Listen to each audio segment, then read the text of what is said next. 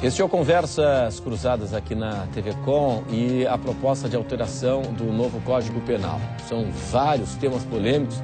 Inicialmente estávamos falando sobre a liberação controlada, em tese, da maconha e também da questão dos crimes e contravenções aqui nós iremos abordar a partir de agora. Só retomando aqui sobre a liberação do porte de drogas leves, como a maconha, o Lorival Amorim diz aqui pelo Facebook o seguinte: é a evolução dos usos e costumes. A opinião que chega pelo Facebook.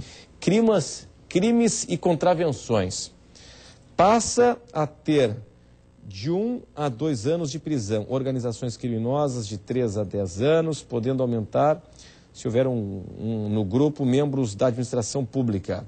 A milícia passa a ser organização criminosa, com 4 a 12 anos, podendo passar para até 20 anos, caso tenha agentes ou ex-agentes da segurança pública, das Forças Armadas ou políticos. Qual é a sua opinião? Avançamos aqui? E com certeza. A legislação ela procurou se adequar às novas condutas que vieram surgindo, porque o nosso código é de 1940. Muito antigo, não existia naquela época as chamadas milícias. O que tinha para a organização criminosa até então no nosso código era o crime de formação de quadrilha, que agora era uma pena até razoavelmente branda, mas agora aumentou com a questão da organização criminosa, e foi um grande avanço, porque realmente adequou a nossa legislação penal ao que vem já a sociedade vendo e as deficiências da lei, que você acaba tendo organizações grandes, crimes complexos, que envolvem diversas pessoas e que não eram tratados especificamente pela lei e que tinham que ser adequados a tipos penais que eram deficientes. Então isso acabava gerando processos enviesados, condenações equivocadas, absolvições também que não se compactuavam com o ideal de justiça. Então isso, para mim, foi um grande avanço do Código Penal nesse sentido. Professor. Bom, de um modo geral, acho que o Código avançou. Avançou tanto no sentido de abrir mais possibilidades, seguindo um modelo mais americano, como nos casos de furto, etc., para aquela barganha, para se deixar, inclusive, um furto, a partir de, se esse código for aprovado, um furto simples, em que o sujeito for primário e de bons antecedentes, ele pode não receber pena nenhuma. Então, ficaria esses crimes mais leves, nós teríamos uma diminuição da pena. Teríamos, em compensação, alguns crimes, estupro contra criança e vários outros que a sociedade tem mais preocupação, eles têm a pena aumentada. Temos algumas figuras que também são interessantes, como o próprio bullying, bastante polêmico, que passa a ser crime, mas... claro, isso tudo nós estamos diante de um anteprojeto de código.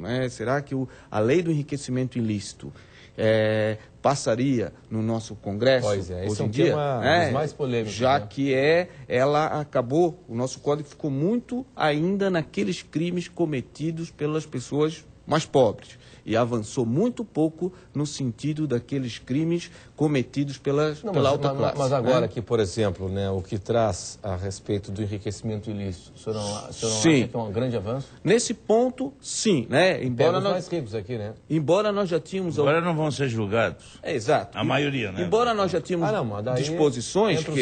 muitos recursos e tal. O Supremo já tinha descaracterizado, mas se manteve nesse código, por exemplo, para alguém que cometeu crime contra a administração pública poder progredir de regime, ele primeiro teria que pagar o prejuízo que ele deu ao Estado. Isso nunca foi aplicado e, quando questionado no Supremo, o Supremo disse que era inconstitucional, que senão o funcionário público teria menos chance de progredir do que um criminoso comum. Mas foi mantido nesse código. Então, a ideia é até que ponto, lembrar até... presença de alguns membros da Comissão de Constituição e Justiça, que vai analisar, por exemplo, da Câmara, Paulo Maluf, coisa, etc., até vamos lembrar se há interesse em aprovar esses crimes, que em geral são bem mal formulados, permitindo uma grande evasão dos possíveis criminosos. Renato, eu acho que a gente tem que deixar bem claro aqui que a reforma do Código Penal, via de regra, na sua grande maioria, ela trata simplesmente de definir o que é crime, quais as condutas que configuram o que é crime. A maneira como a pessoa vai ser julgada é questão de direito processual penal. E aí entram os recursos, entram aí a forma como essa pessoa vai ser julgada, por quem ela vai ser julgada.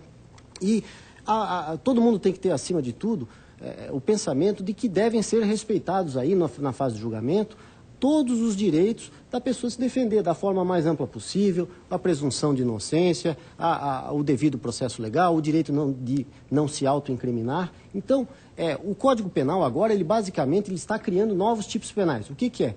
Novos crimes e exatamente para se adequar à realidade. Nós estávamos aqui conversando antes, a questão dos crimes cibernéticos, por exemplo. Sim. Não existia.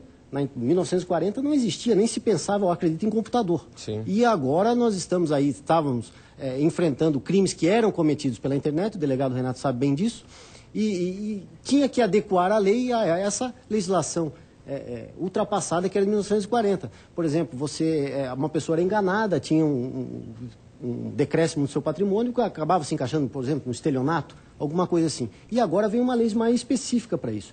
Isso que foi o avanço do Código. É óbvio que tem algumas coisas que deverão ser mais ajustadas. Existem temas que são muito polêmicos, que vão gerar uma grande discussão e que já encontram resistência, por exemplo, de bancadas religiosas, como é o tema do aborto. Do aborto, vamos entrar nesse tema. Como é o tema da como é a eutanásia, como é a questão, até agora, já acabamos de discutir, a descriminalização das drogas. Então, tudo isso são temas polêmicos, mas vai ser aprimorado, vai ser debatido, acredito, no Congresso Nacional, como foi aqui. Aqui o Evandro Parente, pelo Facebook, no Conversas Cruzadas, ele diz assim, em que país vivem esses nossos legisladores? Até quando vamos continuar com estas leis frouxas que vitimizam os bandidos e penalizam as vítimas? É a opinião do Evandro Parente. Delegado, crime cibernético, né? O senhor que é da divisão antissequestro aqui, né? Na Polícia Civil de Santa Catarina, hoje as pessoas ficam muito expostas também pelas redes sociais, né? Contam suas vidas. Sim. Falam tudo, né? É um livro aberto, né? Isso facilita muita coisa também, né? Eu tenho atendido o caso, vamos sempre para... Eu procuro mais não seria nem o ideal eu estar sentado aqui e comentar essa questão, porque minha área é mais de campo e tem pessoal mais, né, doutores nessa matéria e que seria mais oportuno até. Mas eu acho que a questão prática é assim, a gente tem que se perguntar quanto vale a hombridade, a personalidade. Através da internet, hoje, você destrói uma pessoa. Perfeito, é isso aí. Mas que nem para o resto da vida. E aí? Então, o Código não se preocupou em medir quanto pode maconha, quanto isso, aquilo. Quer dizer, então, diminuíram penas, por exemplo, que era de 4 a 8, hoje, na extorsão, me parece, é de 3 a 6 a previsão ali. Então, diminuíram pena. Assim como também, né, na reforma do Código de Processo, crimes até 4 anos tem que ser...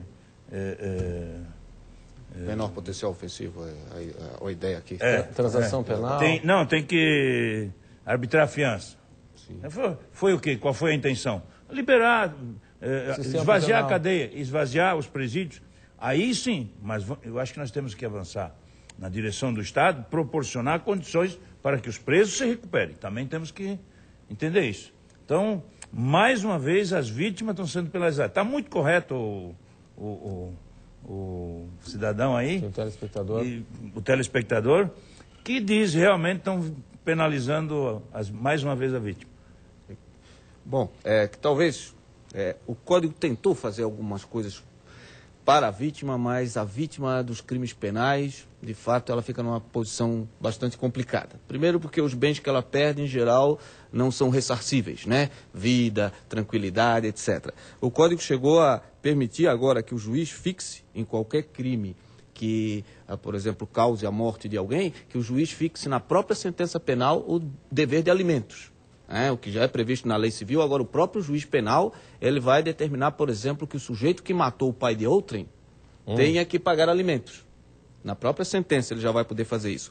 Mas se nós pegarmos que 95% dos nossos presos, eles não têm dinheiro sequer para pagar o advogado, e eles estão presos, como é que eles vão poder pagar essa compensação para a vítima? Então, a vítima, de fato, eu concordo com o professor Renato, a vítima desaparece muito, né? Mas esse é um problema do direito penal moderno, de um modo geral, né? E nós temos poucas formas, de fato, de trazer essa vítima para ela ganhar uma compensação, porque o agressor dela está preso, e o que ele tirou dela, pelo menos nos crimes mais sérios, quando não é simplesmente furto honrado, etc., que isso a vítima não suporta tanto, ele não tem como repor a dignidade no estupro, a vida num homicídio, né? A sensação de insegurança para o resto da vida num assalto à residência. Num sequestro. Né? Então, essas partes são partes que, de fato, o Estado tem pouco o que oferecer para a vítima, por mais que nós desejássemos, a não ser que ele conseguisse evitar o crime. Vamos para o intervalo, daqui a pouco a opinião do Alexandre Luiz dos Santos, aqui pelas redes sociais. Vamos para o intervalo e em instantes estaremos aqui de volta no Conversas Cruzadas da TV Com.